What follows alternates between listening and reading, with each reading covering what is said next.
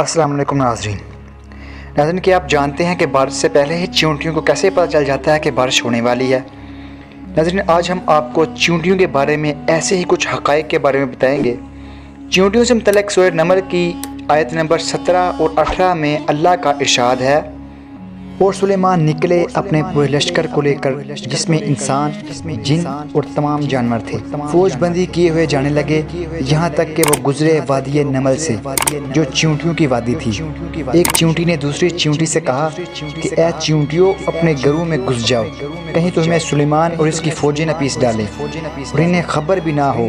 और सुलेमान ने जब इस चींटी की बात सुनी तो मुस्कुराए और अपने लश्कर का रुख मोड़ लिया।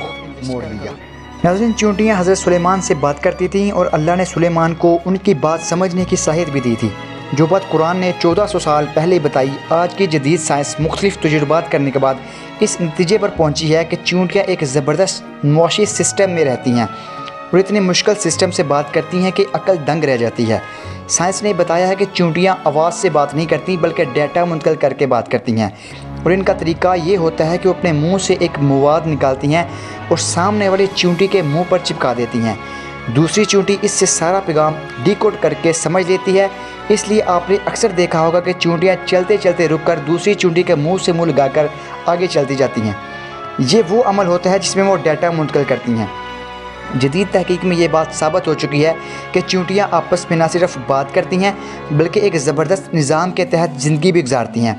आपने अक्सर देखा होगा कि बारिश से पहले चींटियाँ अपने घर के बाहर गोल चक्कर लगाना शुरू कर देती हैं और मिट्टी के पहाड़ बना लेती हैं ताकि बारिश का पानी इनके घर में ना आ सके। उन्हें वक्त से पहले बारिश का इसलिए अंदाज़ा हो जाता है कि उनमें कुदरती तौर पर सेंसर मौजूद होता है, जिसे हाइड्रोफोलिक कहते हैं। जब हवा में नमी का तनासब ज़्यादा हो जाता है तो चींटियों में मौजूद ये सेंसर उसे महसूस करता है और चींटियों के दिमाग को बारिश के मुतल्लिक़ पैगाम पहुँचाता है। इसलिए चींटियाँ बारिश से पहले ही अपने खाने पीने और रहने का इंतज़ाम कर लेती हैं। महकमे मौसमियात भी इसी अमल को दोहराते हुए हवा में नमी का तनासब नोट करते हैं और फिर बताते हैं कि बारिश के क्या अमकानात हैं। नाज़रीन, तवील मुशाहदे के बाद मुहक्किकीन ने यह पता चलाया है कि चींटियाँ भी हमारी तरह बोलती हैं।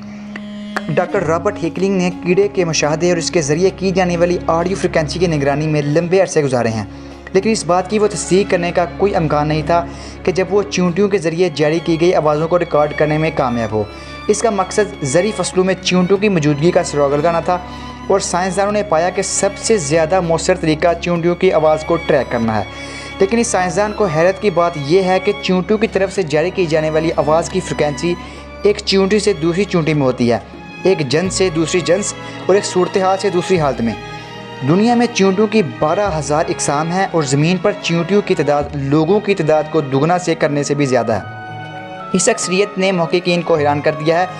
इन आवाज़ों से निमटने के तरीके किस तरह हैं? वो चींटियों की मुख्तलिफ आवाज़ें रिकॉर्ड करने में कामयाब रहा है। ये तहकीक 2006 में magazine journal of sound and compression पर शाया हुई, और ये पहला मौका था जब इंसान ने चींटियों की हकीकी आवाज़ सुनी हो। नाज़रीन, चींटियाँ ऑडियो इशारों का इस्तेमाल ख़ास तौर पर ख़तरे के एहसास के दौरान करते हैं।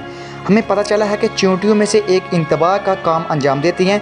वो एक ऐसी अपील शुरू करती हैं जिसको दूसरी चींटी मसूल होती है, समझती है और फ़ौरन इसका जवाब भी देती है। नाज़रीन, तारीख़ गवाह है कि जिन्होंने कुरान पर यकीन किया उन लोगों ने दरख्तों के नीचे बैठकर ना सिर्फ ज़मीन का हुजूम बताया बल्कि ये भी बताया कि इंसान परिंदों की मानद कैसे परवाज़ कर सकता है। अगर हम भी कुरान में गौर फ़िक्र करें तो ऐसी इजादत कर सकते हैं कि नस्ल इंसानी हैरान रह जाए।